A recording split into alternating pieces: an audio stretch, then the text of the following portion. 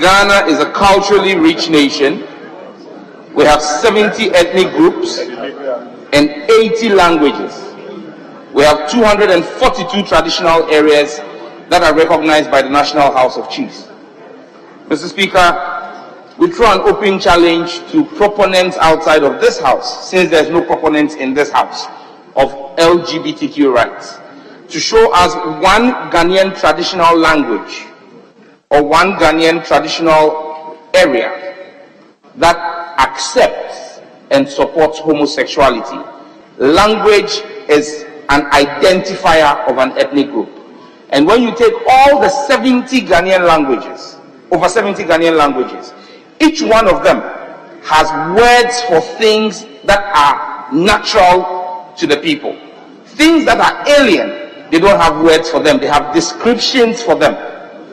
So when people say that the white man brought us Christianity, for example, it's incorrect, because when you take our local languages, we have names for the supreme being and names for lesser deities. In Akan, we have Odumankuma Nyankupon, who is the supreme being, who the Hebrews call Yahweh.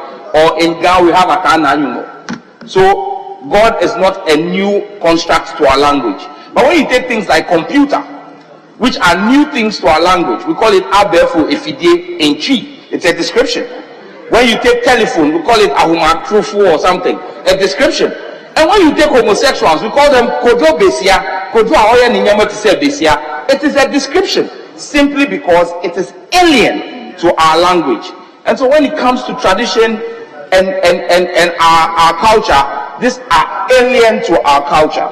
Mr. Speaker, in the West, their culture seems to prohibit polygamy and support this. People think it's a cultural thing. It's actually not a cultural thing for the West. It's a financial decision. And let's put it to the Western world, that because of their tax system, that is why they frown on polygamy, not because of culture. Because when you are a single man in the West, you pay a higher tax.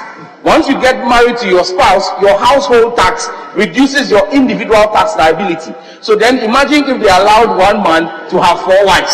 He will pay less tax to their exchequer. It is about money for the West. That is why they have criminalized polygamy. It's not about culture.